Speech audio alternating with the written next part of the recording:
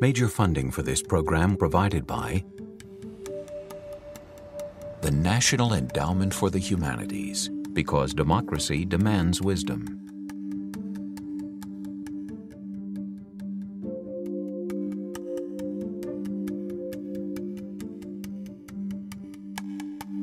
The Robert H. N. Ho Family Foundation.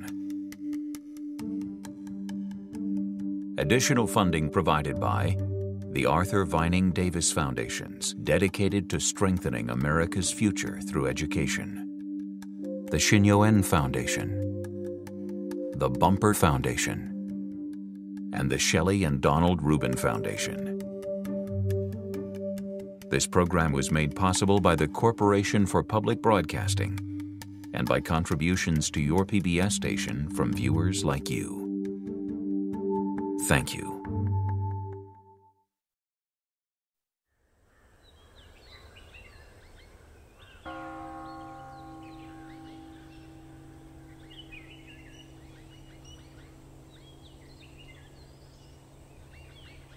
"2,500 years ago, nestled in a fertile valley along the border between India and Nepal, a child was born who was to become the Buddha. The stories say that before his birth, his mother, the queen of a small Indian kingdom, had a dream.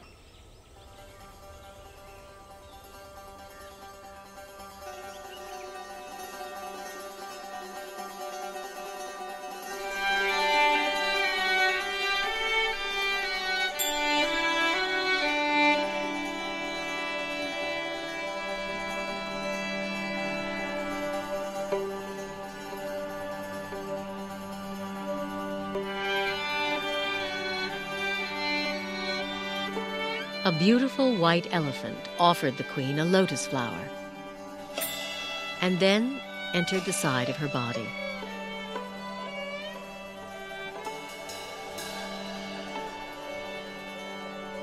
When sages were asked to interpret the dream, they predicted the queen would give birth to a son, destined to become either a great ruler or a holy man.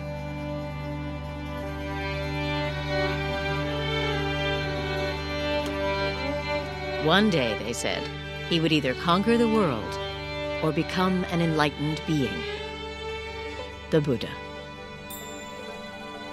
People like stories. It is one of the ways we learn. The story of the Buddha's life is an archetypal journey, but it is a means to an end. It is not an end.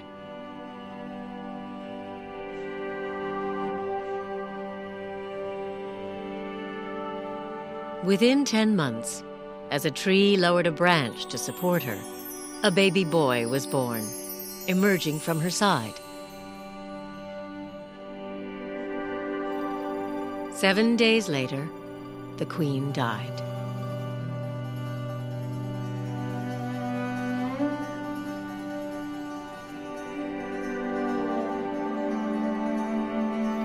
The world is filled with pain and sorrow, the Buddha would one day teach. But I have found a serenity, he told his followers, that you can find too.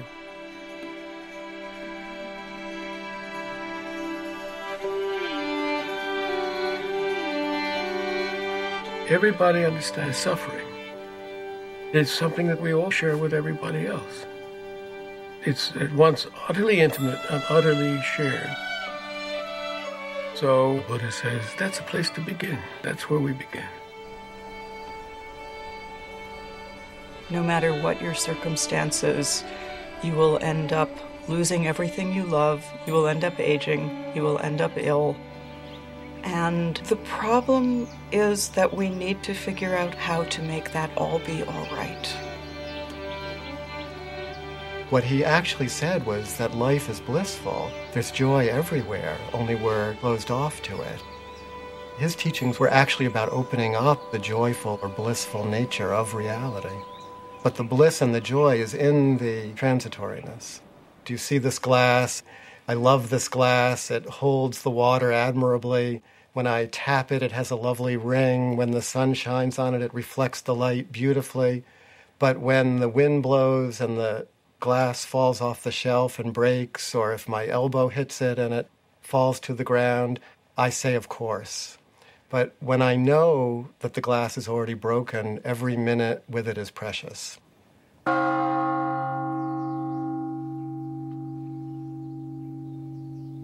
Everybody, every human being wants happiness.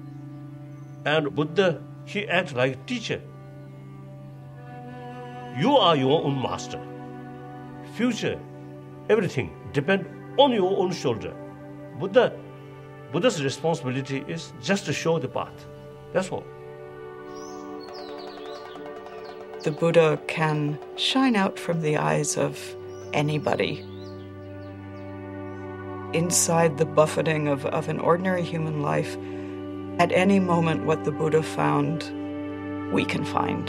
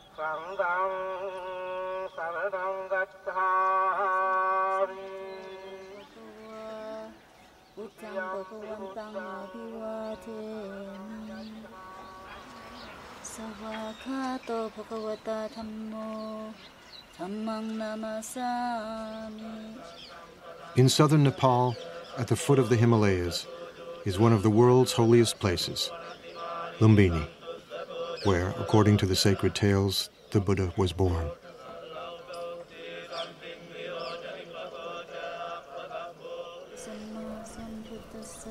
Today, Buddhist pilgrims from all over the world make their way here to be in the presence of the sage whose life story is inseparable from centuries of anecdotes and legends.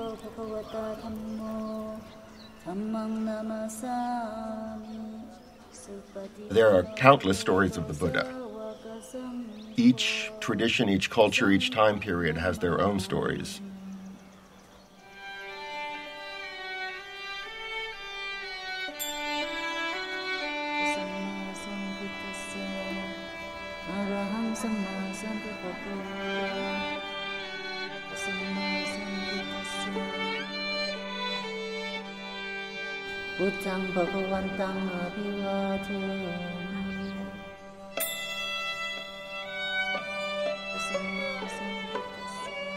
We have lots of visual narratives and artwork from all over Buddhist Asia.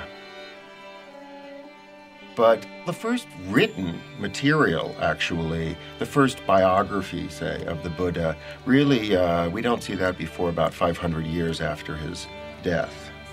For the first few centuries, Buddhist narrative was oral.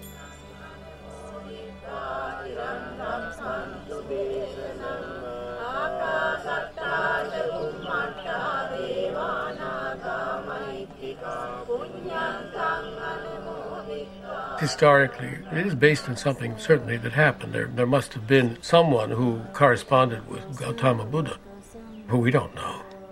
We don't know how much of it is pure fairy tale and how much of it is historic fact. But it doesn't matter. It touches something that we all basically know. The relevance of it is in the message of the story, the promise of the story. Like any good story, it has a lot to teach. So the story of his life, then, is a beautiful way of telling the teaching. He who sees me sees the teaching, the Buddha said. And he who sees the teaching sees me.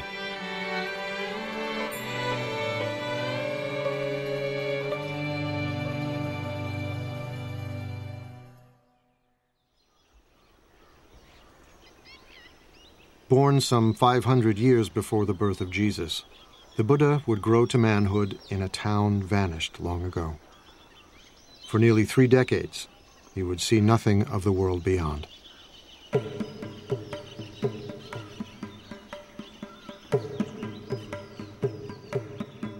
The tales say he was the son of a king, raised in a palace with every imaginable luxury. He was called Siddhartha Gautama, a prince among a clan of warriors.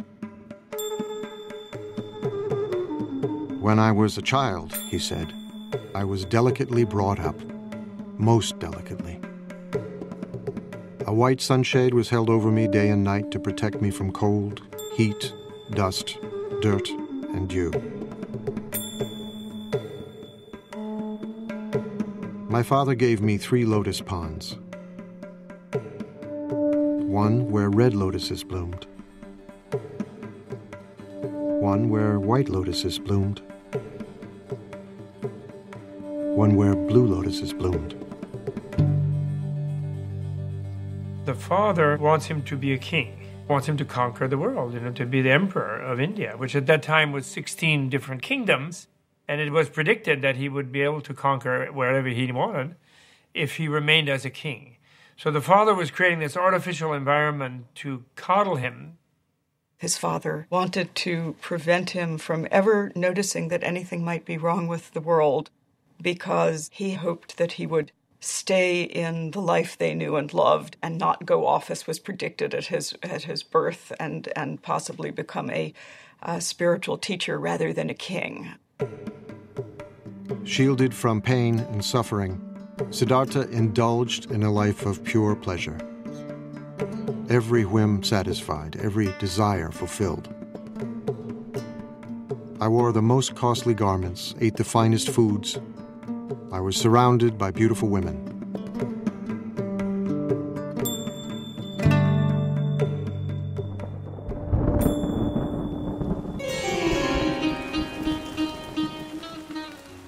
During the rainy season, I stayed in my palace, where I was entertained by musicians and dancing girls. I never even thought of leaving.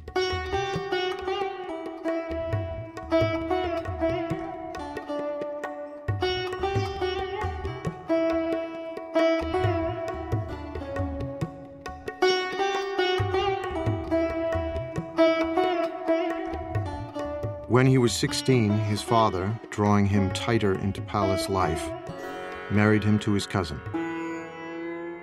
It wasn't long before they fell in love. He was totally in love with her.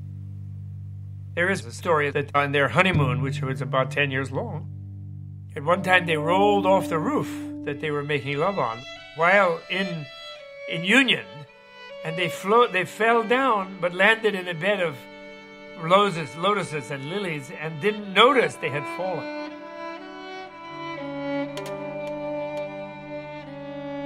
And so, the stories say, he indulged himself for 29 years, until the shimmering bubble of pleasure burst. His father does everything he can to never let him leave, never let him see the suffering that life is. But one day he goes outside and he's traveling through the kingdom and he has the first of 4 encounters. He sees an old man and he asks his attendant, and the attendant says, "Oh, that's change. One doesn't always stay young and perfect." Then on the next tour outside, he sees a sick man and doesn't quite understand what it is. He asks his attendant, and the attendant says, "Oh, that happens to all of us." Everybody gets sick, and don't think you are a prince, you will not get sick. Your father will get sick, your mom will get sick, everybody will become sick.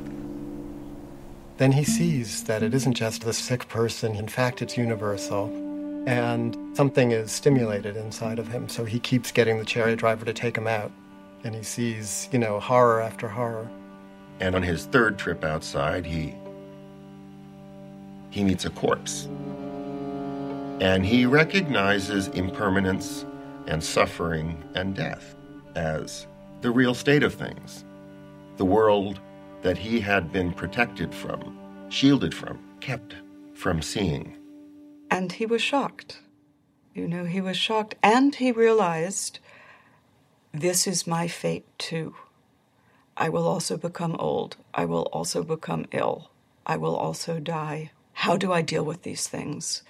These are universal questions in any human being's life. What it's like to be in a body inside of time and our fate, and how do we navigate that? It really is a tale of the transformation from a certain naive, innocent relationship to your own life to wanting to know the full story, wanting to know the full truth. And then the fourth trip outside, he sees a spiritual seeker, someone who has decided to live a life completely other than his life in order to escape from impermanence, suffering, and death. So he has this sort of traumatic encounter with the pain and suffering of life. We try to protect our children. We don't want to let our children see all the pain that's in the world. But at a very early age, at a time before he could remember anything, at a time before there was conceptual thought, he already suffered the worst kind of loss that one could suffer. Suddenly and mysteriously, his mother died when he was a week old. So something tragic happened, right at the beginning. That might be what it takes to become a Buddha, is that you have to suffer on such a primitive level.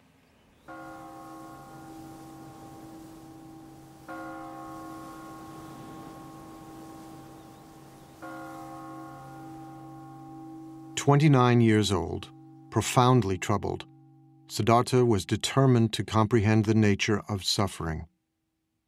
He resolved to leave the palace. His wife had just given birth to a baby boy. Siddhartha called him Rahula, fetter. He names his son Fetter. He names his son Ball and Chain. This is the fetter that will keep me tethered to this life. This is what will keep me imprisoned.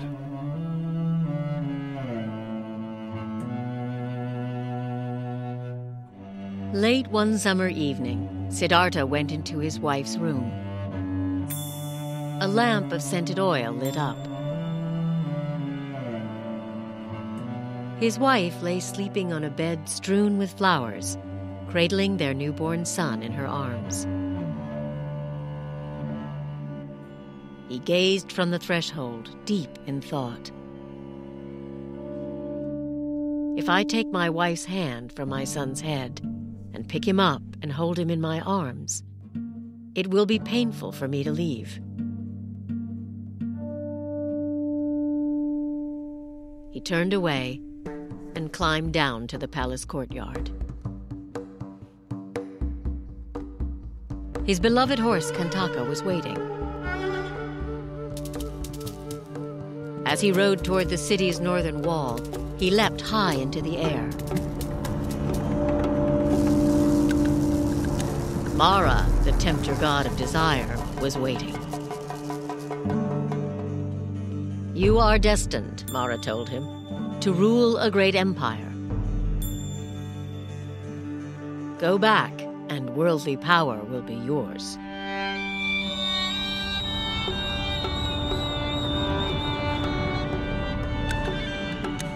Siddhartha refused.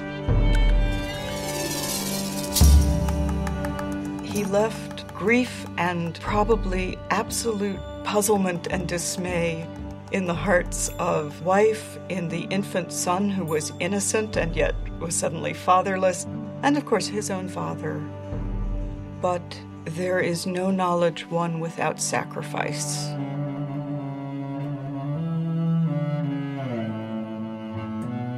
And this is one of the hard truths of human existence. In order to gain anything, you must first lose everything.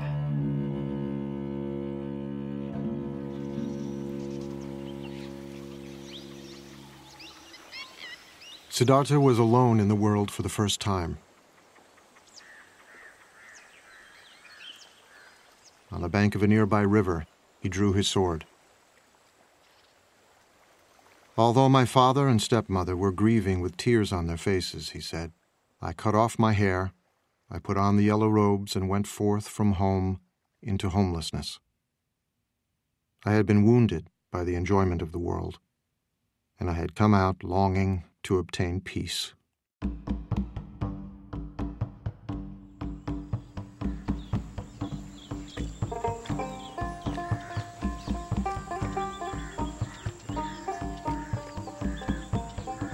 Siddhartha wandered south toward the holy Ganges River.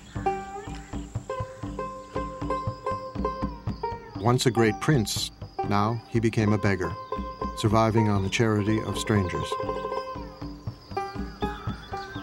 He slept on the cold ground in the dark forests of banyan, teak, and sal that covered the northeastern plain, frightening places where wild animals roamed and dangerous spirits were said to live. He's going out to see what there is. He's a seeker.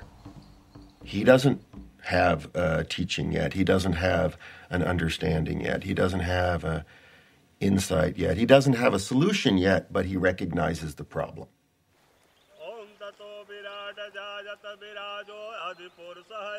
Siddhartha could not expect help from the religion of the time, the ancient Vedic religion, steeped in ceremony and ritual.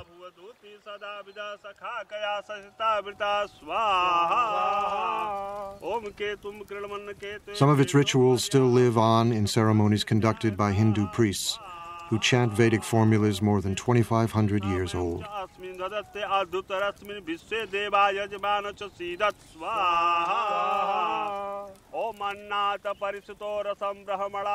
ये जब यहाँ पे सभ्यता का विकास हुआ, आज के करीब हजारों वर्ष पहले, ये जो हम पूजा करते हैं, अपने यज्ञ के विधान से हम अपने देवता और ग्रहों की जो उपासना करते हैं, उससे ये जो संसार में जितने भी प्राणी हैं, उनको सुख प्रदान करते हैं और आध्यात्मिक शांति प्रदान करते हैं.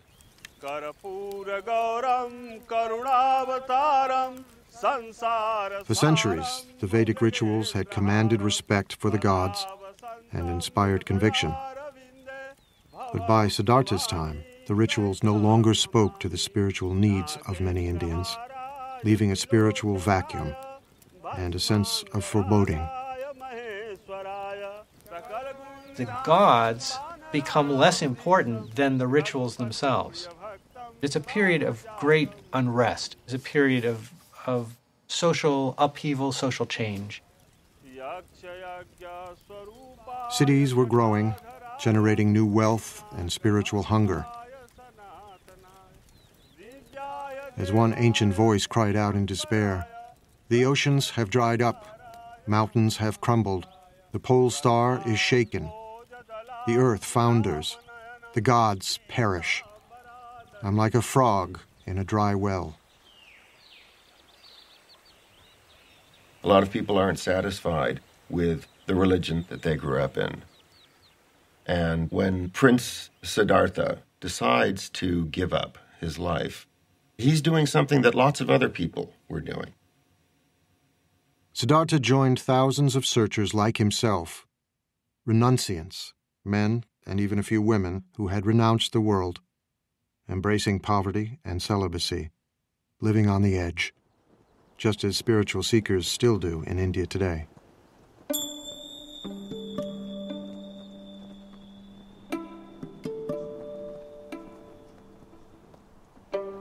Now, at this time in India, there are lots of renunciants out there.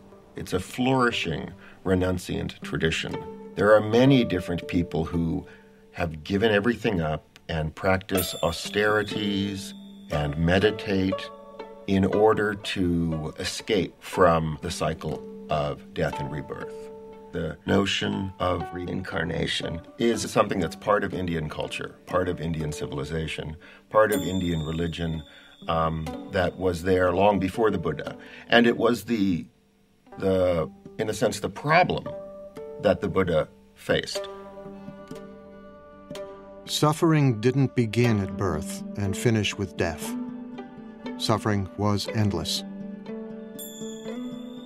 Unless it was possible to find a way out, become enlightened, become a Buddha. In his time, there was a sense of death not being final, but of death leading inexorably to rebirth, and of beings, suffering beings, bound to the wheel of death and rebirth.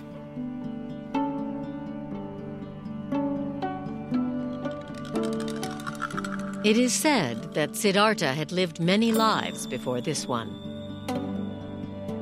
As countless animals,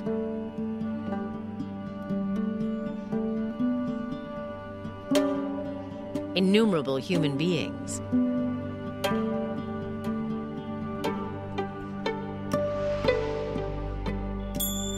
and even gods. Across 4 incalculable ages, the sacred texts say, and many eons, experiencing life in all its different forms.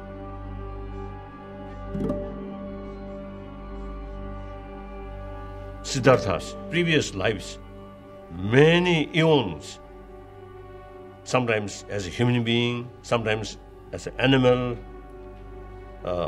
but then gradually, you see, his practice becoming more higher and higher and deeper, deeper.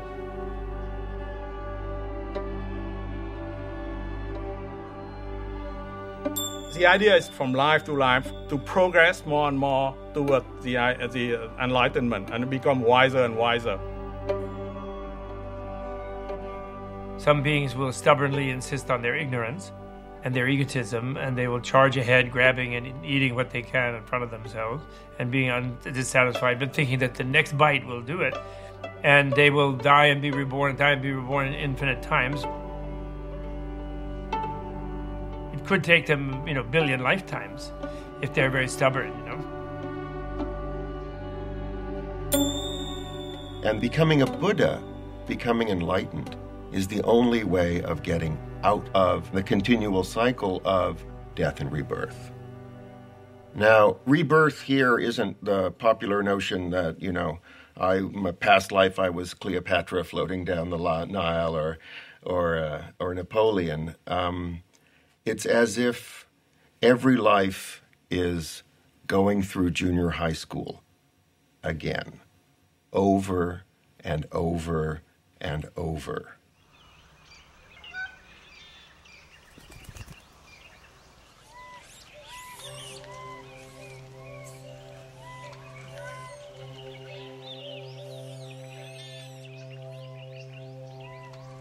With the authority of the priests worn thin and wisdom seekers like Siddhartha roaming the countryside, holy men emerged, teaching their own spiritual disciplines.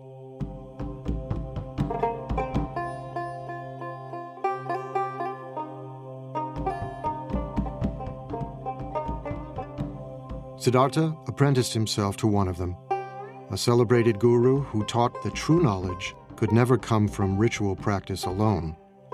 It was necessary to look within. You may stay here with me, the guru told him. A wise person can soon dwell in his teacher's knowledge and experience it directly for himself. Siddhartha set himself to learn the rigorous practices the guru prescribed. The teachers of the time are already teaching forms of yoga and meditation, teaching that the self-reflective capacity of the mind can be put to use to tame the mind, to tame the passions. That was already established in India. And there were probably so many schools of yoga and meditation in those days, just as there are now.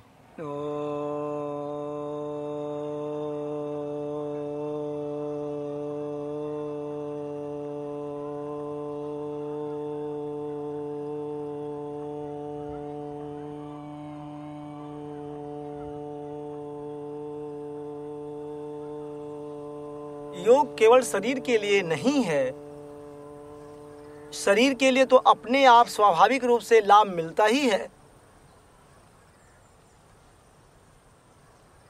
योग का जो मुख्य लक्ष्य है कि हम समाधि को प्राप्त कर जाएं।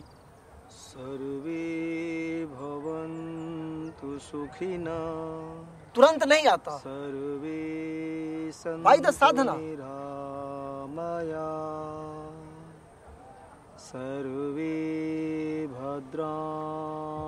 Although yoga appears to focus on controlling the body, it is in fact an ancient spiritual discipline, a form of meditation, harnessing the energies of the body to tame the mind.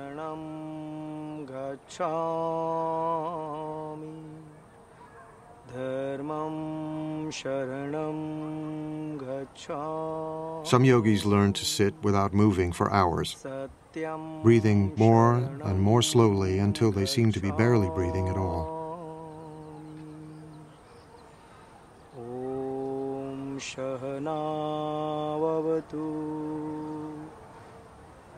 Sarve Bhavantu Sukhina. All kinds of trance states are possible through meditation.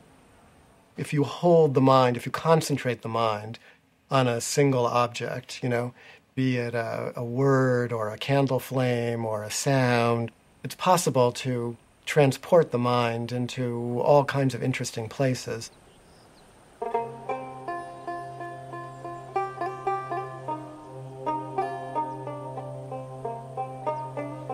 The person who was to become the Buddha was very good at all of those practices. He was a super student, doing these practices, taking them to their limit, and no matter what he did in these practices, he was still stuck in the pain that he set out with.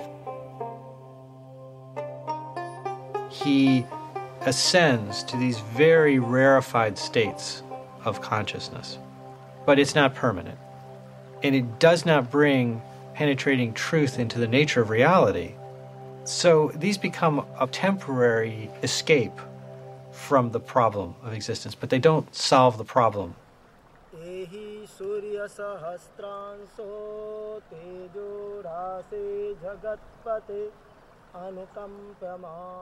Siddhartha apprenticed himself to another popular guru, but the results were the same. The thought occurred to me, he said later. This practice does not lead to direct knowledge, to deeper awareness. Disenchanted, he left this master too.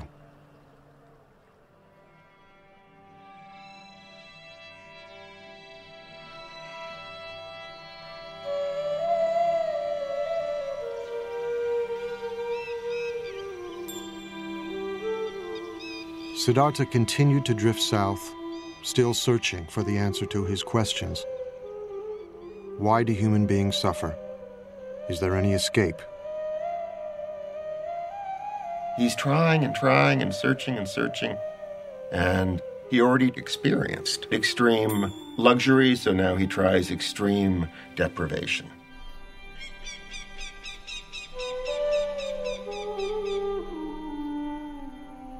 Among the renunciants, asceticism was a common spiritual practice, punishing the body as a way to attain serenity and wisdom. Siddhartha fell in with 5 other ascetics, and soon was outdoing them in mortifying the flesh, subjecting his body to extremes of hardship and pain.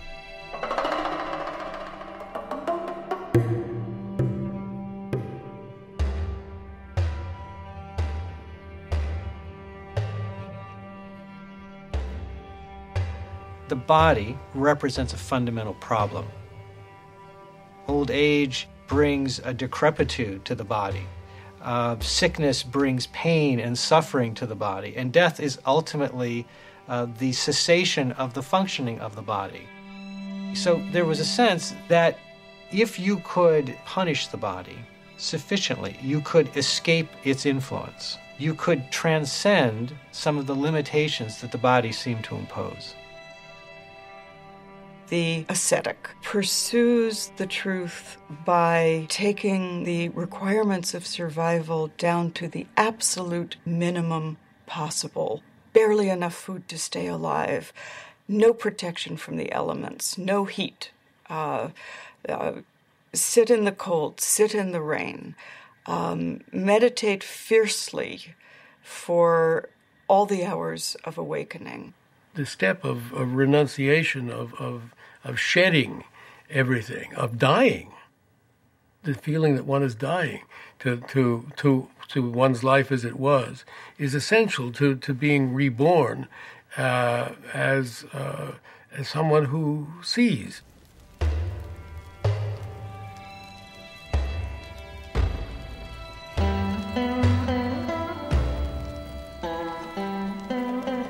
Ascetics can still be seen in India, firm in the belief that by subduing the flesh, they can gain spiritual power.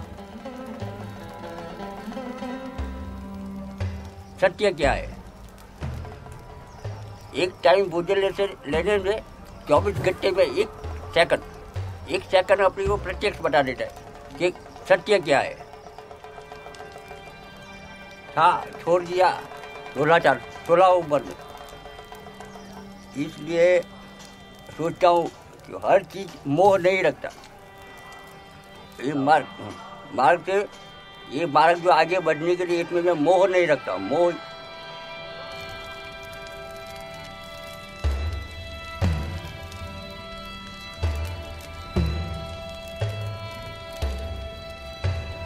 Emaciated, exhausted, Siddhartha punished himself for 6 years, trying to put an end to the cravings that beset him. He tortures himself, trying to destroy anything within himself that he sees as bad. The spiritual traditions of that time said you can be liberated if you eliminate everything that's human, everything that's coarse and vulgar, every bit of anger, every bit of desire. If you wipe that out with force of will, then you can go into some kind of transcendental state. And the Buddha tried all that, and he became, the most anorectic of the anorectic ascetics.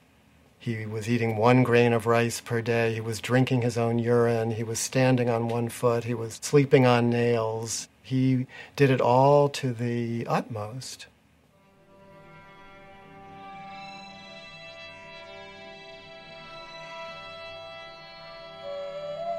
My body slowly became extremely emaciated, Siddhartha said. My limbs became like the jointed segments of vine or bamboo stems. My spine stood out like a string of beads. My ribs jutted out like the jutting rafters of an old abandoned building.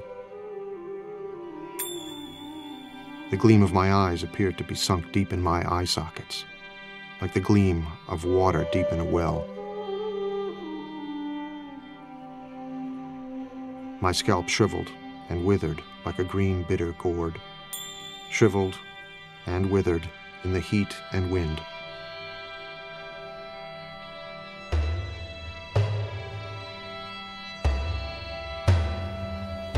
What he was trying to do was pushing his body to the most extreme that he could. But then he realized that from that, he cannot gain what he wants. Trying to torture the body becomes too much.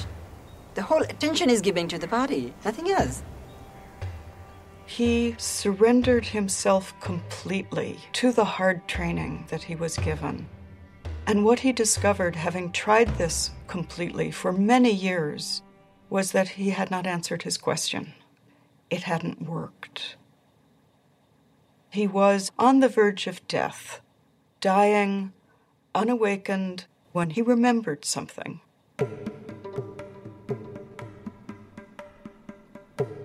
He remembered a day when he was young and sat by the river with his father, and the perfection of the world as it was simply gave itself to him. Years before, when Siddhartha was a small boy, his father, the king, had taken him to a spring planting festival.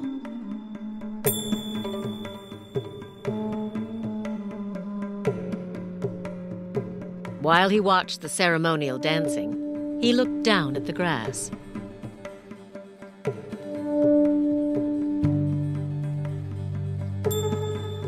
He thought about the insects and their eggs, destroyed as the field was planted. He was overwhelmed with sadness. One great taproot of Buddhism is compassion, which is the deep affection that we feel for everything because we're all in it together, be it other human beings, other animals, the planet as a whole, the creatures of this planet, the trees and rivers of this planet. Everything is connected.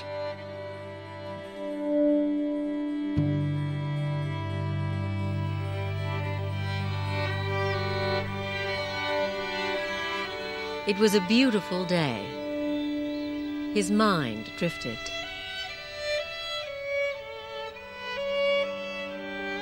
As if by instinct, he crossed his legs in the yoga pose of meditation. And the natural world paid him homage. As the sun moved through the sky, the shadows shifted, but the shadow of the rose apple tree where he sat remained still. He felt a sense of pure joy. The joy that he found is in the world that is already broken. It's in this transitory world that we're all a part of. And the fabric of this world, despite the fact that it can seem so horrible, the underlying fabric of this world actually is that joy that he recovered. That was his great insight. But, he says, I can't sustain a feeling of joy like this if I don't take any food, so I better eat something. And then at that moment, a village maiden mysteriously appears carrying a bowl of rice porridge. And she said to him, "Here, eat." That moment of generosity and release, when he accepted the rice, was a decision towards life. It was what in the Christian tradition might be called grace, that you cannot do it completely on your own. And in Christianity, the grace comes from the divine. In the story of the Buddha, the grace comes from the ordinary kind heart of a girl who sees somebody starving and says, "Eat." There's something beautiful. Whenever I remember that story, it makes me so happy because I see the heart of Buddha as the person he was, like the Siddhartha.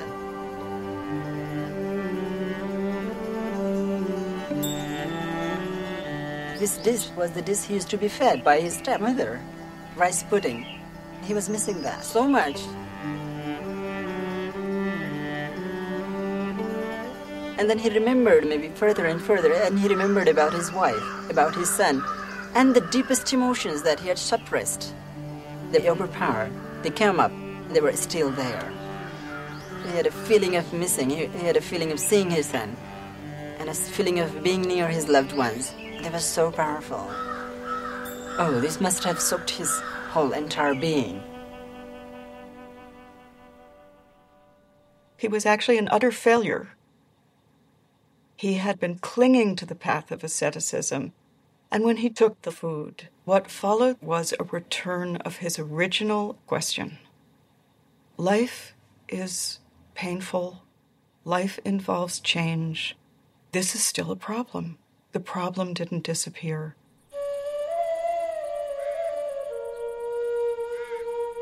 It wasn't long before the ascetics who had been Siddhartha's companions found him eating and turned away in disgust. Siddhartha loves luxury, they said. He has forsaken his spiritual practice. He has become extravagant. But the man who will become the Buddha realizes that extreme deprivation isn't the way to go. We can live as normal human beings. We can eat and drink. And in fact, we kind of need to eat and drink and be normal human beings in order to break through, in order to attain the kind of realization that he was looking for.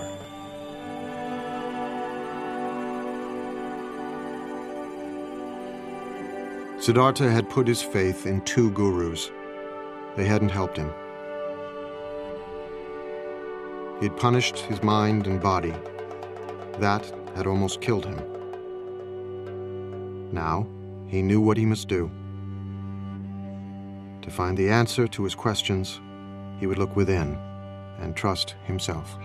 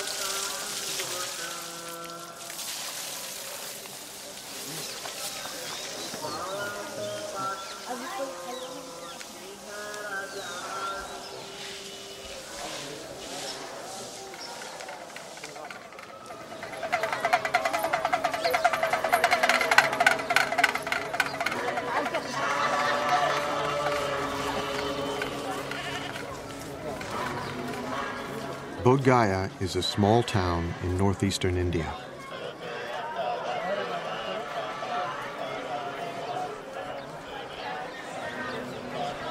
Throngs of pilgrims have come here from all over the world for more than 16 centuries.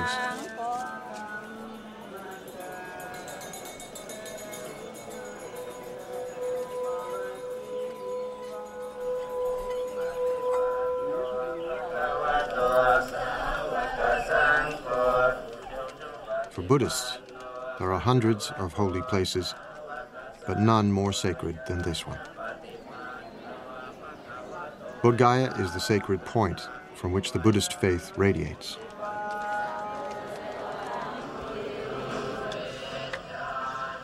Some pilgrims travel great distances, reciting prayers and prostrating themselves every step of the way.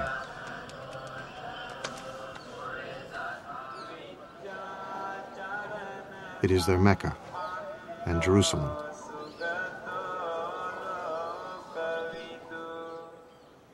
Their Holy of Holies is not the imposing temple beside them, but a simple fig tree, Ficus religiosa, the Bodhi tree. The tree, it is said, is descended from the Buddha's time.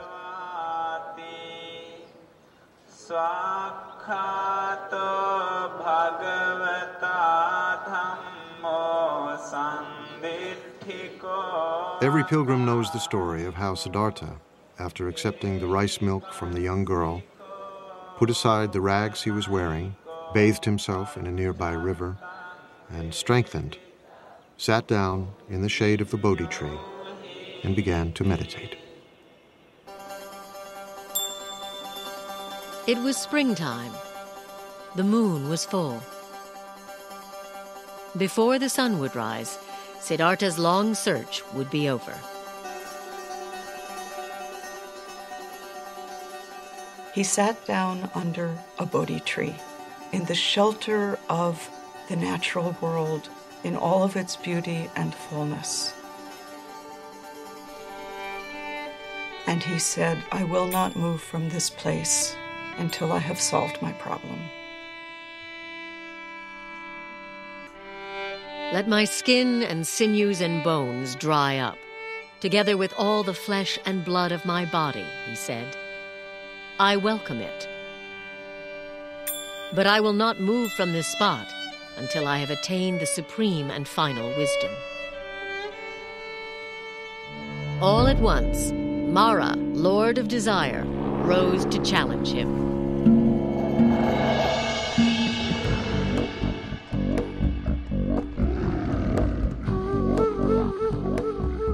With an army of demons, he attacked.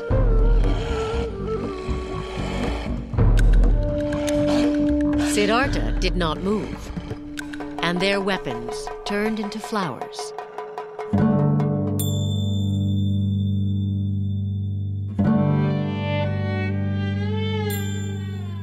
Mara is the ruler of this realm of desire, this world that we all live in.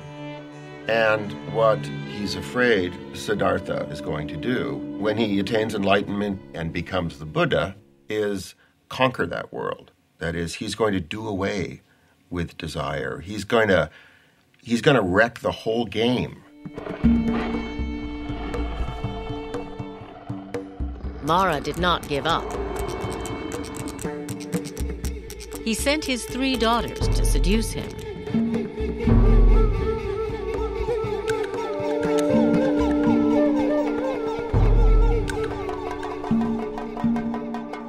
Siddhartha remained still. When he faces Mara, he faces himself and his own destructive capacity. But he's not the warrior trying to do battle with those qualities. He's discovered his own capacity for equanimity. He has become like, the top of the great Himalayan mountains. The weather is passing over him, storms are raging around him, and he sits like the top of the mountain, impassive, not in a trance state, totally aware of everything. So he frustrates Mara.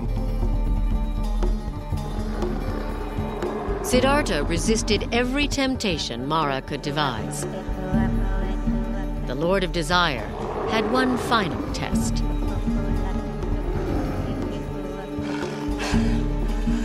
He demanded to know who would testify that Siddhartha was worthy of attaining ultimate wisdom, and his demon army rose up to support him.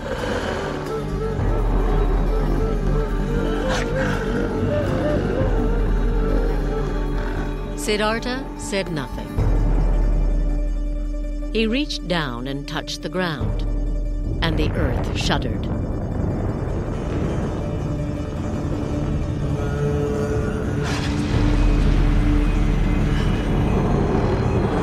Mara's demons fled.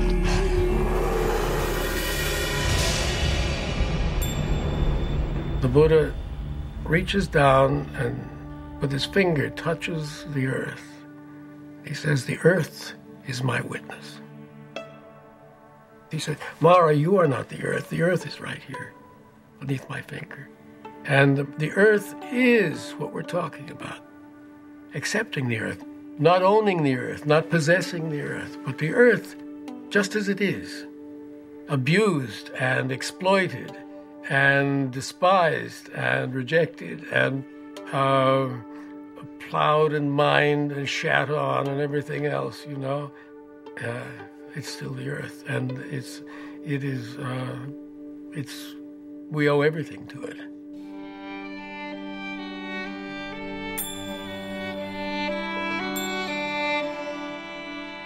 Siddhartha meditated throughout the night, and all his former lives passed before him.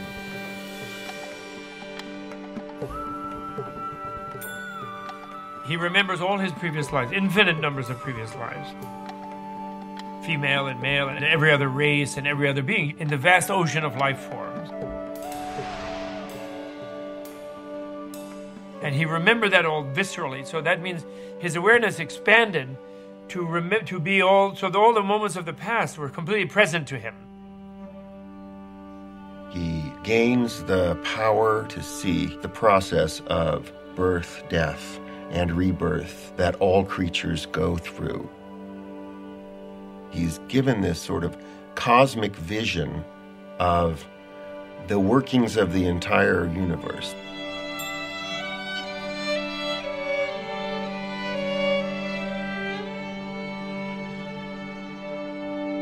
As the morning star appeared, he roared like a lion. "My mind," he said, "is at peace." The heavens shook, and the Bodhi tree rained down flowers. He had become the awakened one, the Buddha.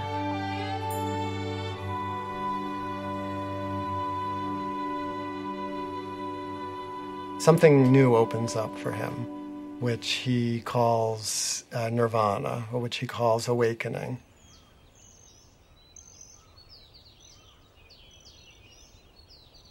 He said, "At this moment, all beings and I awaken together." So it was not just him, it was all the universe. He touched the earth, as earth is my witness. Seeing this morning star, all things and I awaken together. It's not like entering a new state. It's uncovering or surrendering to the reality that has always been there. He realized he'd always been in nirvana, that nirvana was always the case. Your reality itself is nirvana. It's the unreality, it's your ignorance that makes you think you're this self-centered, separate being trying to fight off an overwhelming universe and failing. You are that universe. You're already enlightened. He's saying the capacity for enlightenment, that your awakeness already exists within you.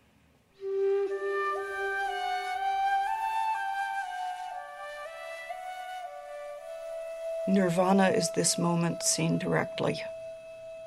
There is nowhere else than here. The only gate is now. The only doorway is your own body and mind. There's nowhere to go. There's nothing else to be. There's no destination. It's not something to aim for in the afterlife. It's simply the quality of this moment. Just this room where we are. Pay attention to that. Pay attention to who's there. Pay attention to what isn't known there. Pay attention to what is known there. Pay attention to what everyone is thinking and feeling.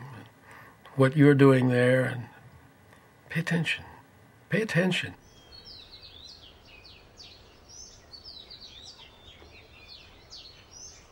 For weeks, the Buddha remained near the Bodhi tree, peaceful and serene. He was tempted to retire into a profound solitude, instead of trying to teach others what it had taken him 6 long years to discover for himself. He wants to stay there. He's very happy. He doesn't want to go out. He says to himself, no one is going to understand this. People are going to think I'm crazy.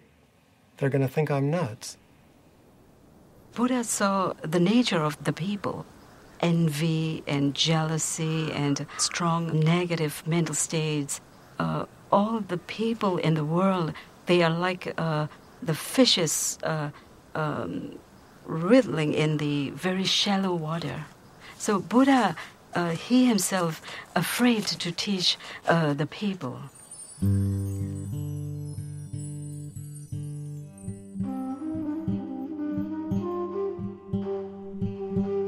The myth is that God comes to the Buddha. Brahma comes on his knees and says, please, we need you. Why don't you try talking about what you just understood? Because the world needs it. The gods need it and the men need it. People need it. And then Buddha decided to give his teachings. Because of the great compassion. It's not an ordinary compassion.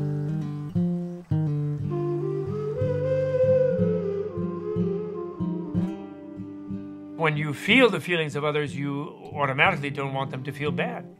You feel the feeling of your hand, you don't put it in the oven. I mean, you're not being compassionate to your hand. You just feel the pain, so you're not going to put it there. So you feel others' pain, you're going to do your best to help them alleviate it. When somebody becomes enlightened, something blooms in his heart. It's like a flower blooms, and it cannot hold the fragrance. It has to naturally release. So it's like he naturally had to release his radiance. He has to share this joy that was in his heart. 35 years old, the Buddha would devote the rest of his life to bringing his teachings, the Dharma, the fundamental laws of all things, into the world. But as he had feared, it would not be easy. As he set off to share what he had learned, he met a wandering ascetic. "Who is your guru?" the ascetic asked him. The Buddha said he had no guru, that he had attained enlightenment on his own. "It may be so," the ascetic said, and walked away. On his first attempt to teach, the Buddha had failed. Buddha meets someone who doesn't see anything special about him, because the awakened Buddha doesn't look any different from anybody else. He is ordinary. Buddhism is not about being special. Buddhism is about being ordinary, and it is not about the continual exudation of bliss. It is about walking a normal human life with normal human beings, doing normal human things, and this reminds you that you yourself might be a Buddha at this moment. The person you're looking at might be one. It's an interesting practice. Just each person you see as you walk down the street, Buddha, Buddha, Buddha, Buddha, Buddha.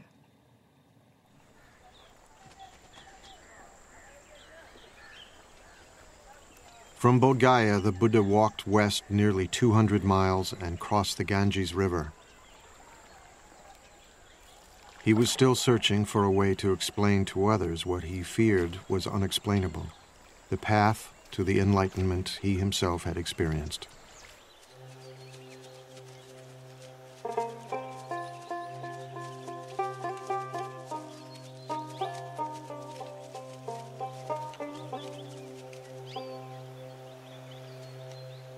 In a deer park in Sarnath, not far from the Ganges, he would try again.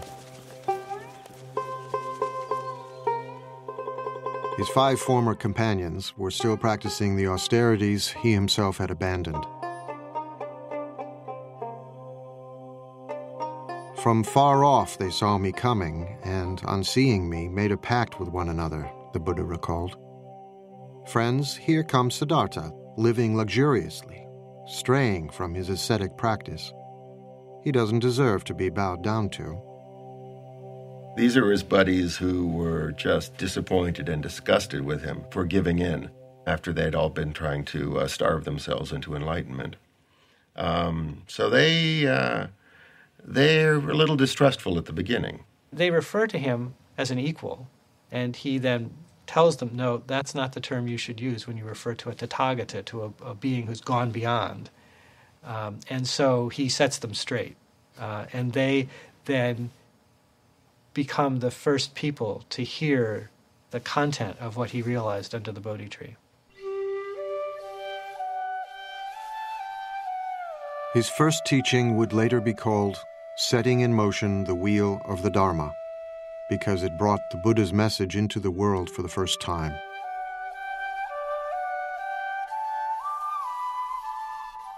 He did not propound a dogma. Instead, he spoke from his own experience, out of his own heart. He had known the abandon of the sensualist and the rigors of the ascetic. Now, he would disavow both of them. The Buddha said, I've discovered a new way, and it's not the path of asceticism, and it's not the path of sensory indulgence. It's the middle way. What the Buddha was always doing was saying everything needs to be balanced. So, the middle way was always balancing between, excesses on this side, excesses on the other side.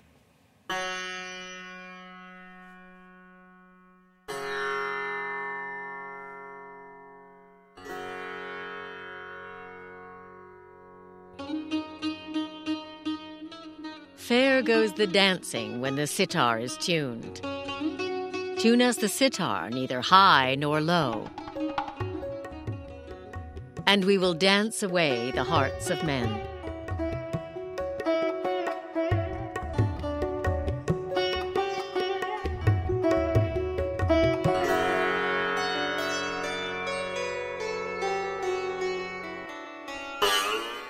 But the string too tight breaks, and the music dies. The string too slack has no sound, and the music dies. There is a middle way. Tune us the sitar, neither low nor high, and we will dance away the hearts of men.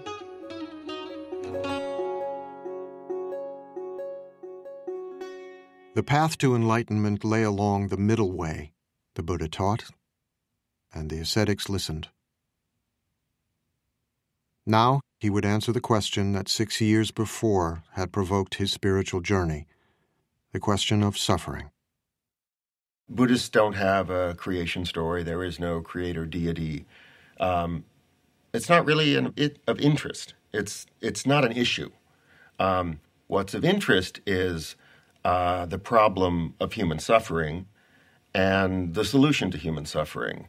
Pretty much everything else, right, is beside the point.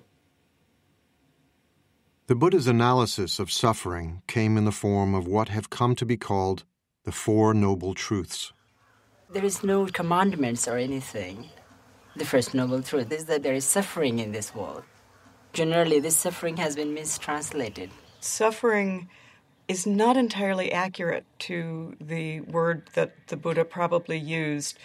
It means something closer to dissatisfaction, that, we're never quite happy, and if we are, that's gone in an instant anyhow. And he says that this suffering, this unsatisfactoriness, doesn't arise by itself. It has causes. Our own mind causes it.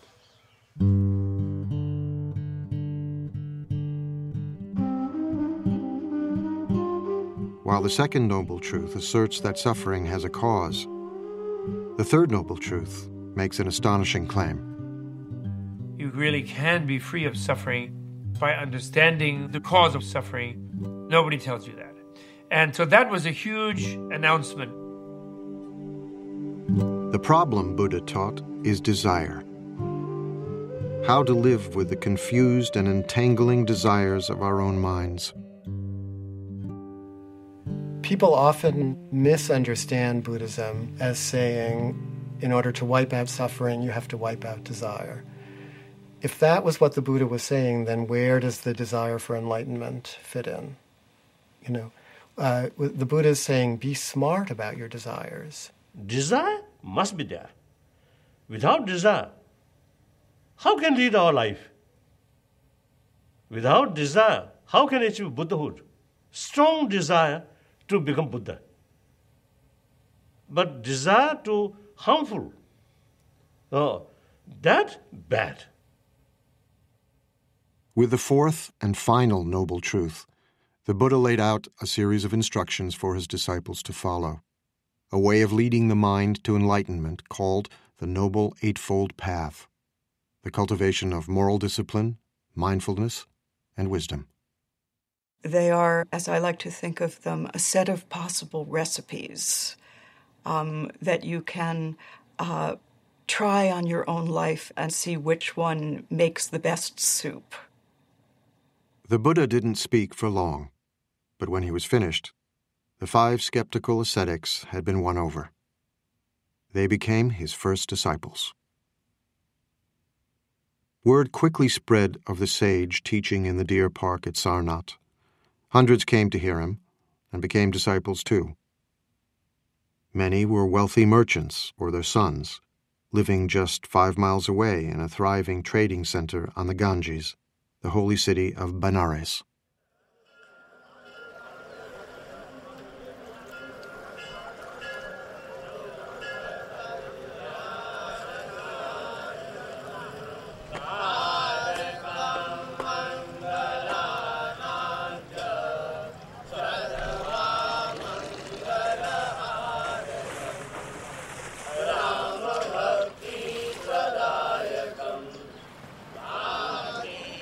Today, Benares is the most sacred city in all of India, as it has been for millennia.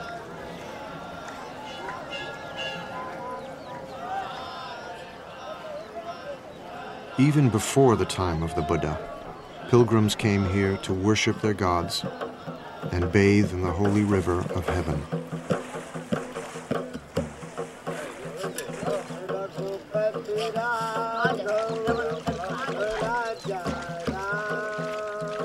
You see people purifying themselves, bathing in the Ganges.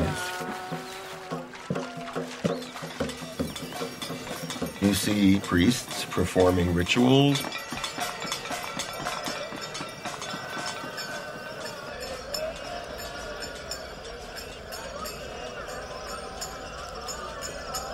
You see corpses, because that's the best place to end one's life. So you see going on there a great range of religious activity, and much of it of the type that does go back to the Buddha's time.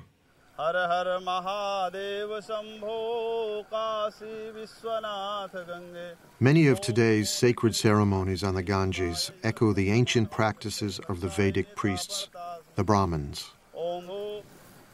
In the Buddha's day, only the Brahmins could mediate between the gods and men. Only they could conduct the holy rituals that were said to preserve the universe itself.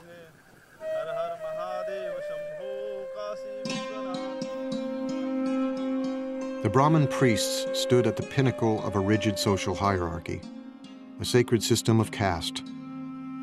Beneath them were the warriors, the caste to which the Buddha belonged.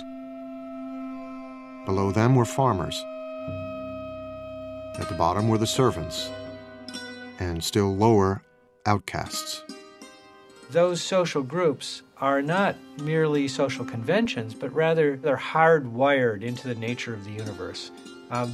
You're supposed to stay in that group, and the survival of society depends upon your continuing to perform the function associated with that social status. Caste was irrelevant to the Buddha. So were priestly rituals to preserve the universe.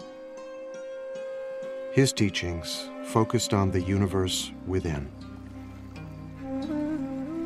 The Buddha said you could be from any caste. What makes you noble is if you understand reality. You know, if you're a good person, if you're a wise person, then you're noble.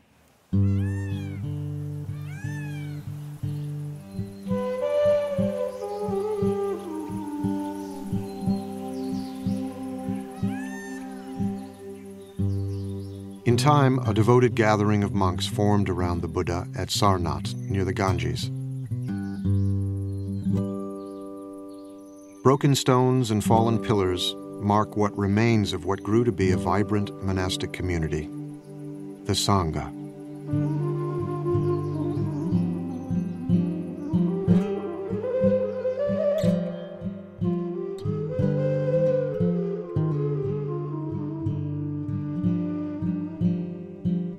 It took the Buddha many, many years to find his way.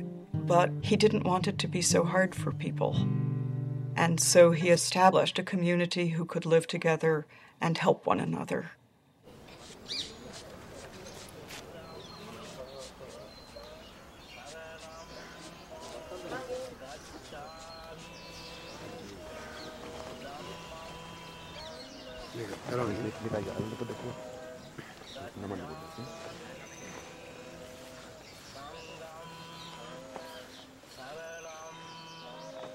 In a ceremony evoking the beginning of the Buddha's own spiritual journey, fledgling monks of all ages say goodbye to their families and homes and join the Sangha.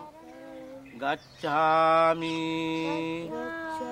dutiyampi dhammam saranam gacchami. I go to the refuge of the Buddha. I go to the refuge of the Dhamma, and I go to the refuge of the Sangha. Sanghang saranang gacchami. The Sangha is an embodiment of Buddha's experiential wisdom. What happens if people practice this thing? Are they truly happy or not? Are they joyful or not? So I think Buddha wanted to also leave a perfect example of his teaching, an alive teaching, a teaching that walks, a teaching that can talk, a teaching that can laugh. So I would say Sangha is just like a living example of Buddha's teaching.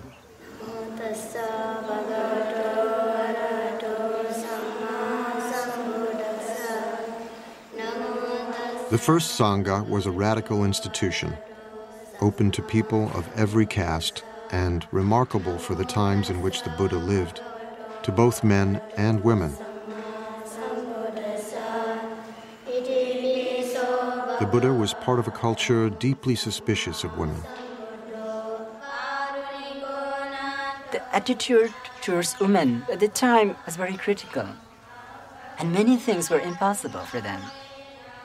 So that was a very revolutionary thing to do that in that times of India. By ordaining women as nuns, the Buddha gave women the chance to escape the drudgery of daily life.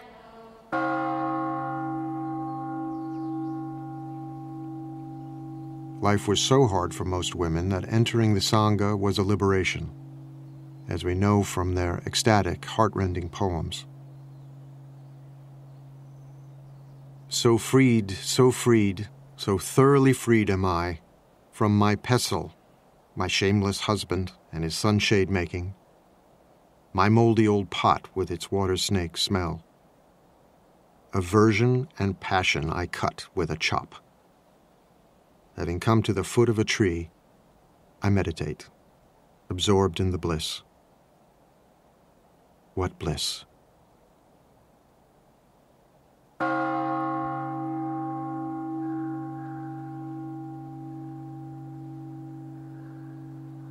Bliss, nirvana, the Buddha taught, could be found in the fleeting moment through the practice of meditation. The Buddha showed his followers how to come to terms with their own roiling thoughts and desires by paying attention to them, by becoming aware, becoming mindful. As an ancient poem counsels, like an archer, an arrow, the wise man steadies his trembling mind, a fickle and restless weapon. Many times our mind is not peaceful enough. So we realize that perhaps we need to understand more about mind itself and how to balance the emotions, how to balance our mind and try to cultivate more happiness. The difficulties come from within. One experiences unexpected things from one's mind. Most dangerous skeptical doubts. Doubts about oneself, doubts about the Buddha. Physical is we can get from from the food and from the supplement of vitamins and and for the mind, this is the only way we have to. Only medicine. Meditation is not about getting rid of anger, getting rid of lust, or getting rid of jealousy. Even while becoming monk, often we experience anger. It happens. It often happens when people start teasing you like a shaven, bald-headed person. But it gives a good chance for us to realize that, okay, let's see, this anger arises. What is it? What most often happens in our ordinary life is that whenever we experience these emotions, we get stuck into it. It starts twisting us. But Buddhism is going through inside it and getting out of it peacefully. And I think that gives us more joy. And that makes human life more full, more around. It's not like we are not living in partial truth, but it's like whole of things together. It takes time to comprehend this. And then, by practicing again and again, the practitioner becomes very balanced, and one reaches a state of very strong equanimity. Equanimity towards the physical and mental objects. And this is the base camp for the summit. Enlightenment.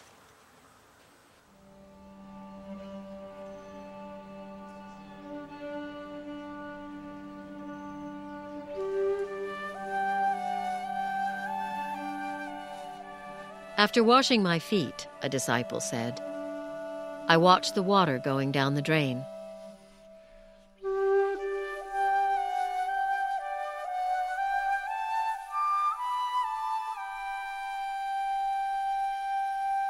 I am calm. I control my mind like a noble thoroughbred horse.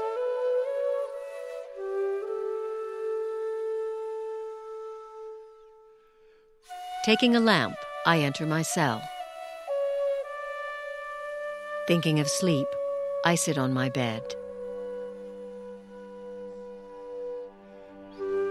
I touch the wick, the lamp goes out. Nirvana. My mind is freed.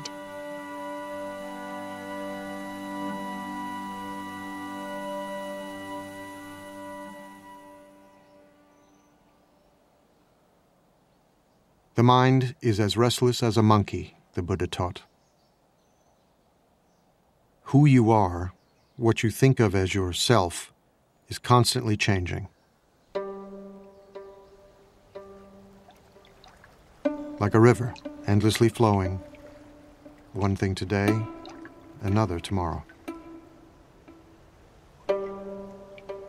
There's water in a river, then there's water in a glass, and then the water is back in the air, and then it's back in the river. The water's there, but what is it? That's a way to think about the self in Buddhism. One moment you're angry, the next moment you're laughing. Who are you?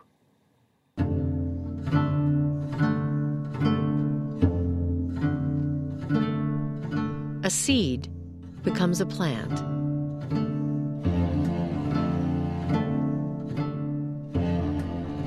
Wisps of grass are spun into a rope.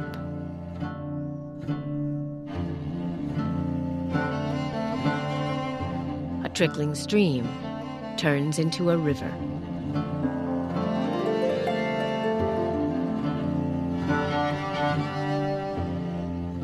The self comes and the self goes.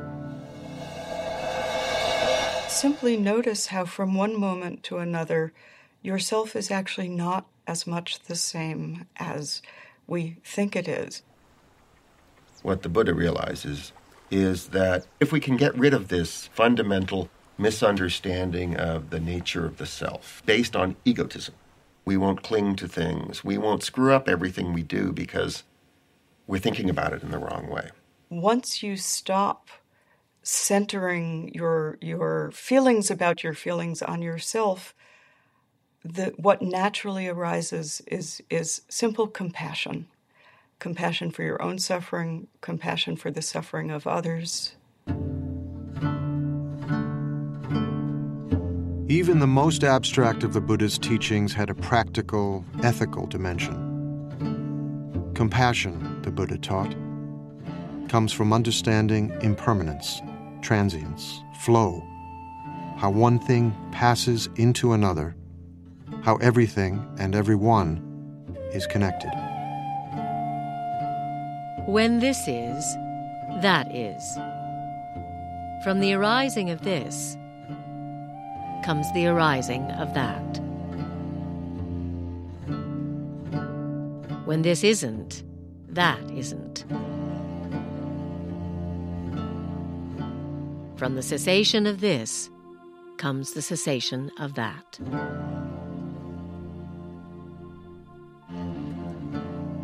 This is always connected to that. Everything is connected to everything else. You never live by yourself. You live always within a family, a society, a culture. You constantly interact with other people all the time. So our happiness depends on their happiness as well. How can we be happy if we are the only one happy in just an island of happiness within an ocean of misery? Of course, that's not possible. Compassion stirred the Buddha to send his monks out into the community. Sworn to chastity and poverty, they wandered the roads, bringing the Buddha's teachings into the world.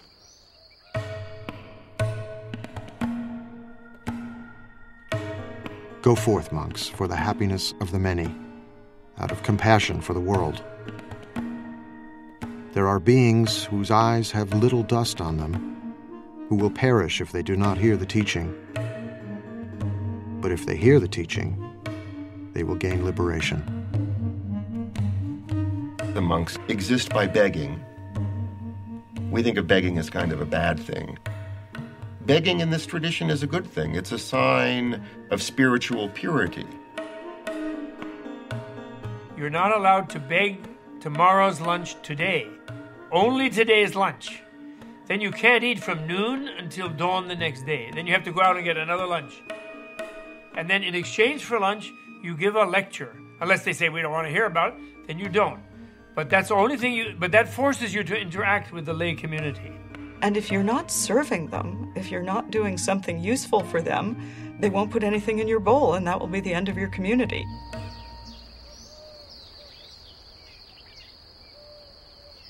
The Buddha himself wandered across northeast India, teaching and gathering new disciples everywhere he went. You didn't have to become a monk or a nun to become a Buddhist. The Buddha's teachings were for everyone.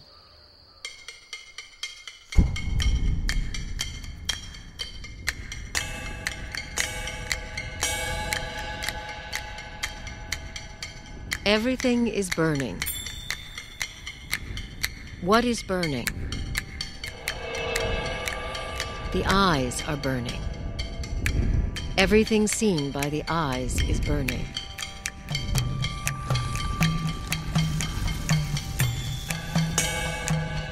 The ears are burning. What is burning? Everything heard by the ears is burning.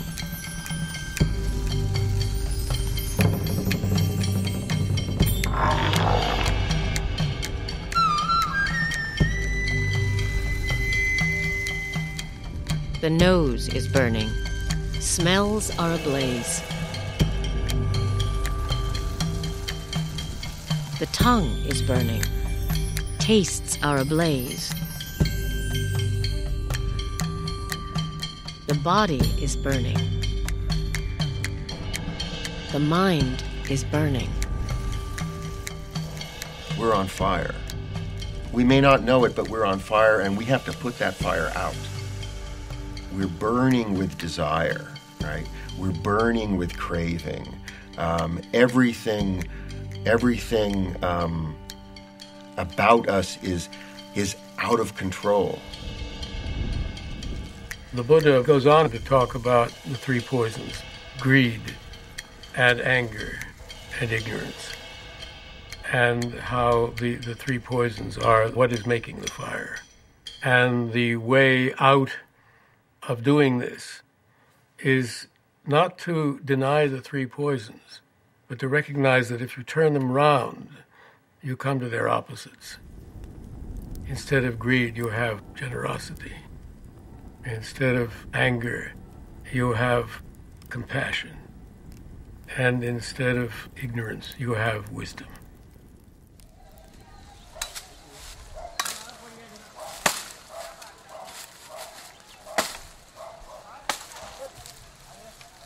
I can give my teachings in brief, the Buddha said. I can teach in detail. It is those who understand that are hard to find. There are stories of people coming to the Buddha and saying, I am leaving your teaching because you have not told me about whether there is a life after death or whether there is another world. And the Buddha says, did I ever say that I would give you the answer to these things? No, Lord, you didn't. Why do you think that I never said that I would give you the answer to these things? Because these are not the things that you need to know. The thing that you need to know is how to deal with suffering. Because at this very moment, what made you ask that question was suffering. The Buddha was, above all, a pragmatist. He did not expect his followers to agree with everything he said. He encouraged them to debate and argue, to challenge him. Buddhists say, my follower should not accept my teaching out of devotion, but rather your own experiment. Even Buddha himself, in order to get final enlightenment, need hard work. So investigate based on reason, through logical investigation, if something contradicts in the Buddha's own word, then we have the right to reject that. As the Buddha gathered more and more followers, stories spread of his miracles, which mixed the marvelous with the mundane. One story tells how 500 pieces of firewood split at the Buddha's command.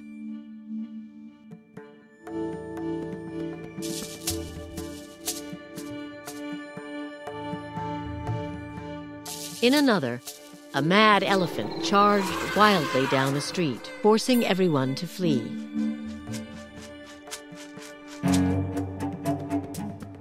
Only the Buddha remained, quietly waiting. The elephant, overcome by the Buddha's radiant kindness, knelt before him, and the Buddha patted his leathery trunk. What is the meaning of miracle? Miracle is something unexpected. I think 100 years ago, jumbo jets or some of these computers or these, I think in their eye, this is something miracle. Because miracle is something cannot understand. So now, I think within this century, we may find some new ideas or new facts. So far, we spend all our energy and time for research on matter, not internal world. This skull, small space, but a lot of mysterious things still there. The great field of knowledge is as tiny as the Earth is in the universe. I mean, it's a speck. And the universe is what we don't know, and it will always be that way. However much we find out, it will still be that way, because the unknown is vastly, it's unspeakably greater than anything we will ever know.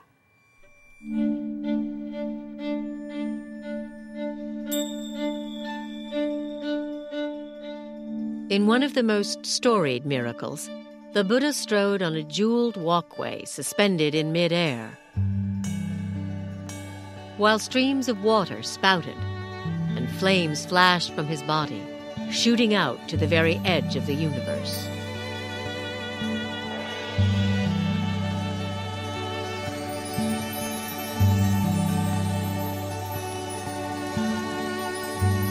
And as the Buddha sat on a lotus flower giving his teachings, he replicated himself, filling the sky with multitudes of Buddhas for all to see and wonder.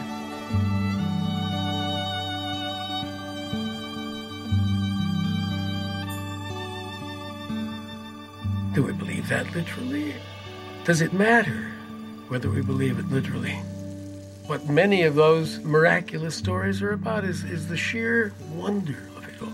The very fact that the whole of unknown time and space has led to this very moment when we're sitting here talking to, when we are sitting here talking to each other, is utterly miraculous. Sitting here in a room, having had a cup of coffee, having taken it out of a beautiful blue and white porcelain mug, what could be more miraculous than that?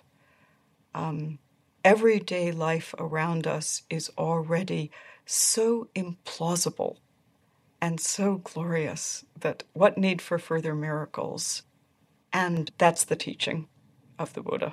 That's the miraculous teaching of the Buddha.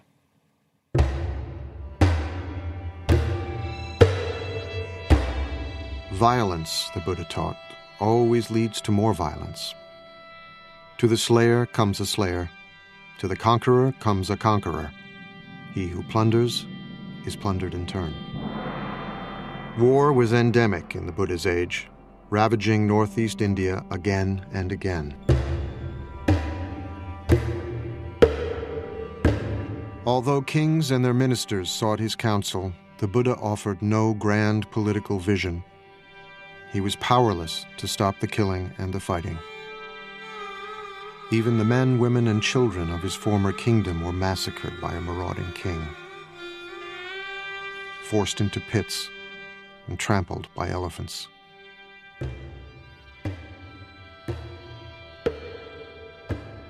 It was said that the Buddha received the news in silence. Hundreds of them killed. So that day, Buddha was sad. Buddha's a human being. So he acts like a human being. So sometimes he also, they fail. He failed to perform miracle. The Buddha failed, but we as the Buddha fail constantly. And part of our suffering is our failure, our recognition of our failure. Buddhism doesn't argue with reality. There will always be both the potential for awakening in any moment and the potential for incredible damage at any moment. And if we fool ourselves into thinking we're past that, we will do incredible damage. Change, the Buddha said, must come from within. The Buddha starts always with the mind and talks about the violence in the mind and says that violence in the world is a result of violence in the mind. A tree lives on its roots. If you change the root, you change the tree. Culture lives in human beings. If you change the human heart, the culture will follow.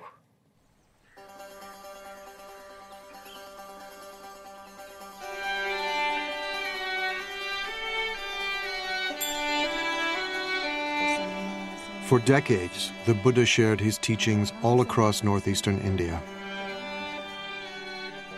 Let all beings be happy, he taught, weak or strong, great or small. Let us cherish all creatures as a mother her only child. Barefoot in his robes, he was still walking the roads when he was 80, but old age was upon him. His back hurt, his stomach was often in pain. I am old, worn out, he told a trusted disciple, like a dilapidated cart held together with thin straps. The world is so sweet, he said, that he could understand wanting to live for at least another century. But he was frail and exhausted.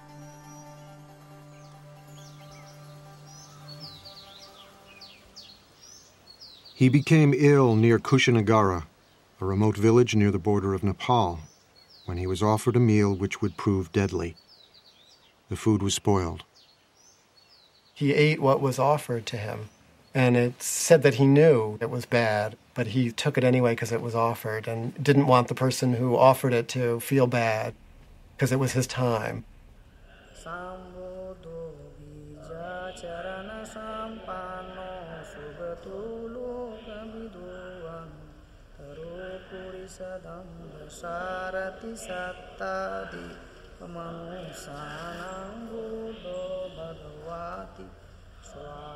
Today, Kushinagara is revered by pilgrims as the place where the Buddha finally left the world.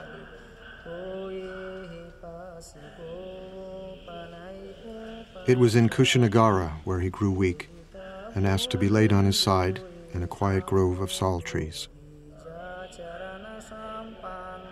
As he neared the end, his disciples began to weep, stricken with grief.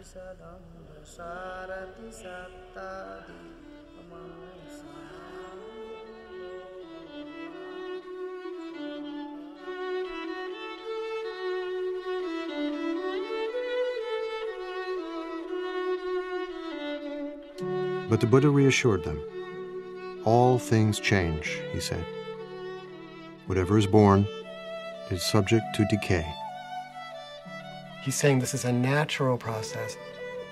He tells his disciples, use this time, use the energy here, even this, for your own awakening.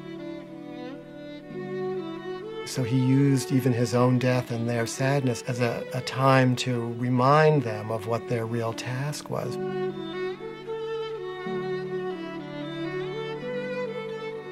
What he's actually doing is inviting those who are close to him into the experience. I don't think the Buddha's teaching in any way argues against grief or sadness or loss. The teachings, if they make any sense, have to make sense in ordinary circumstances, in ordinary lives. And in ordinary lives, we grieve when we lose. We grieve. When it hurts, we say, ouch.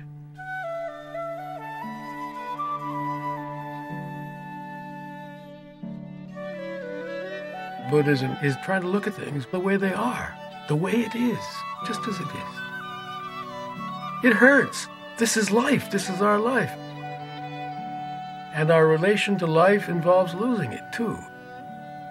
You don't get beyond these things. You don't get beyond them. It's all right to feel what human beings feel. And we are not supposed to turn into rocks or trees when we practice Buddhism. Buddhas laugh, cry, dance, feel ecstasy, probably even feel despair. It is how we know the world. It is how we live inside of our hearts and not dissociated from them. The Buddha had always been saying goodbye. Now he prepared to leave the earth forever. He would never be reborn, never die again. It may be that after I'm gone, the Buddha told his disciples, that some of you will think, now we have no teacher. But that is not how you should see it. Let the Dharma and the discipline that I have taught you be your teacher. All individual things pass away. Strive on, untiringly. These were the Buddha's last words.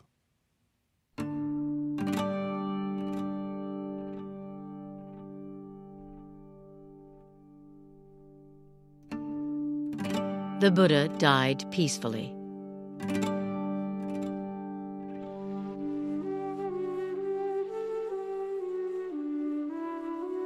His head was pointed to the north, his face to the west.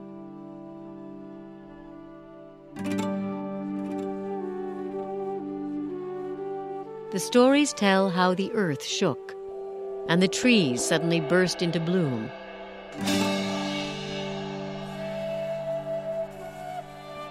Their petals falling gently on his still body, falling out of reverence.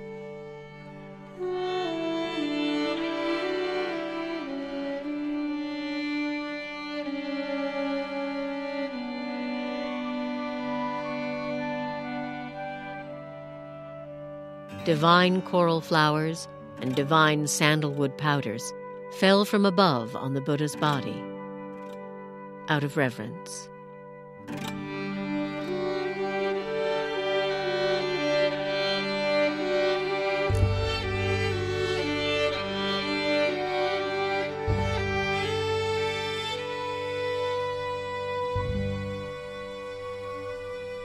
His disciples were quite upset. What are we going to do without our teacher? We will be lost without our teacher. But his instruction was so simple and so clear. I am not your light. I am not your authority. You've been with me a long time now. Be your own light.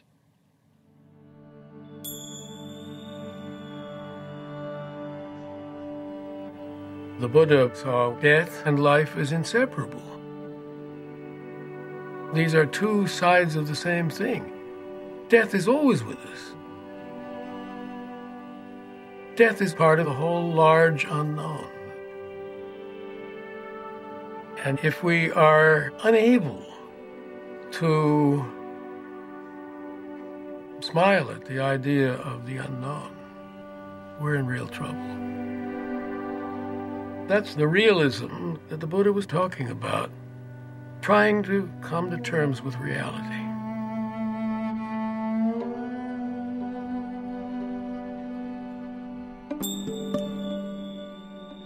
When he was 29 and still Prince Siddhartha, the Buddha had left his wife, child, and family to try and understand the nature of suffering.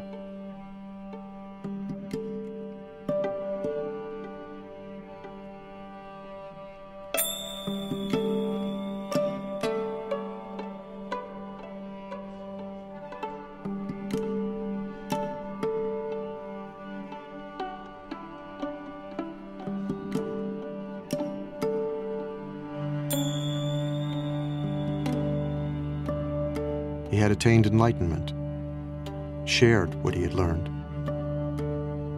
and left a path for others to follow.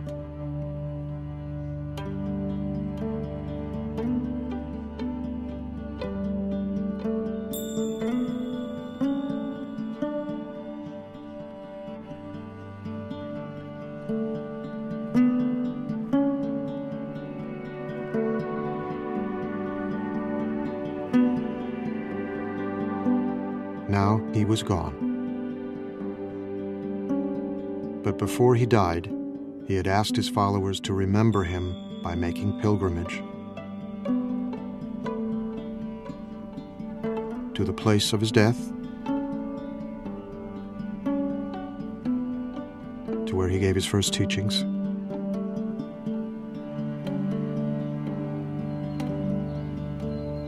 where he achieved enlightenment,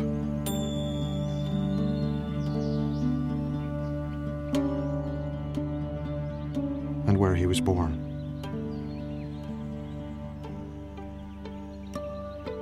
Those four places mark out a sacred biography. And in tracing that pilgrimage route, you are learning the story of that life.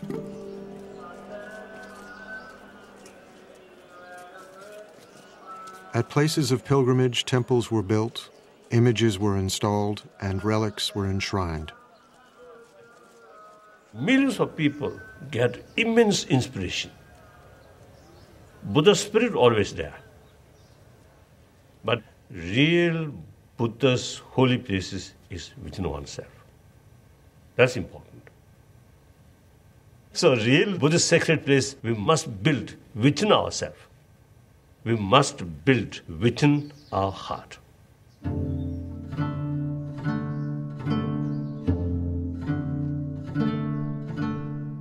Although the Buddha had predicted that his teachings, like everything else, would in time disappear, Buddhism flourished in India for 1,500 years.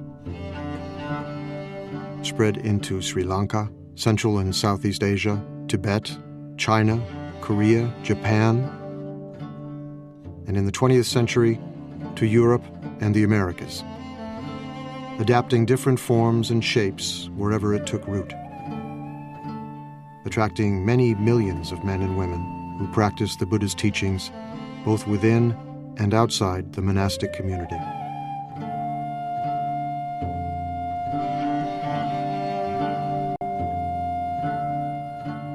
But everywhere and in every age, the essence of the story remains the same. The Buddha said that we've turned this world into a painful place. And this world does not have to be a painful place. This world can be a world inhabited by Buddhas. But it's up to each one of us to turn ourselves into a Buddha. That's the work. If the Buddha is not you, finally the Buddha is of no interest to you. The Buddha is of such interest to you because you are the Buddha. Every sentient being, even insect, have Buddha nature, the seed of Buddha. That's the seed of enlightenment. So therefore, there is no reason to believe some sentient being cannot become Buddha. So like that. I know that there are supposed to be preserved footprints of the Buddha, which are kept in one of the sacred places in India or Nepal. And you can stand in them. And if you stand in them, maybe you realize, 10 toes, me too.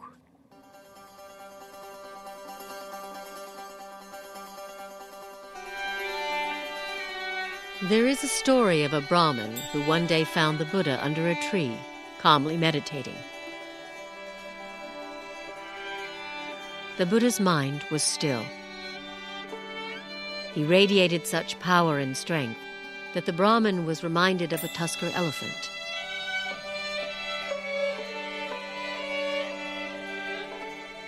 The Brahmin asked him who he was. Imagine a lotus that had begun life underwater, the Buddha replied.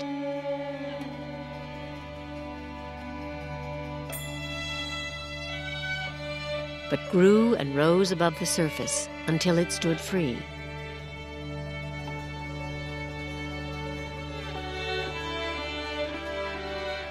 So I too have transcended the world and attained the supreme enlightenment. Who are you then? The Brahmin wondered. Remember me, the Buddha said, as the one who woke up.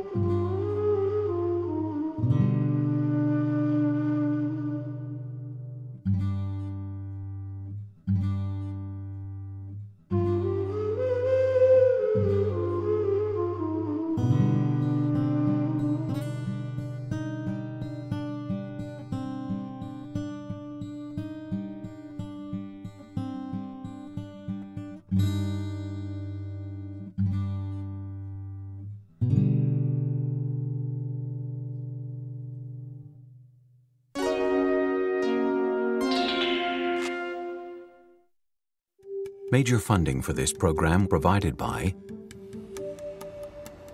the National Endowment for the Humanities, because democracy demands wisdom.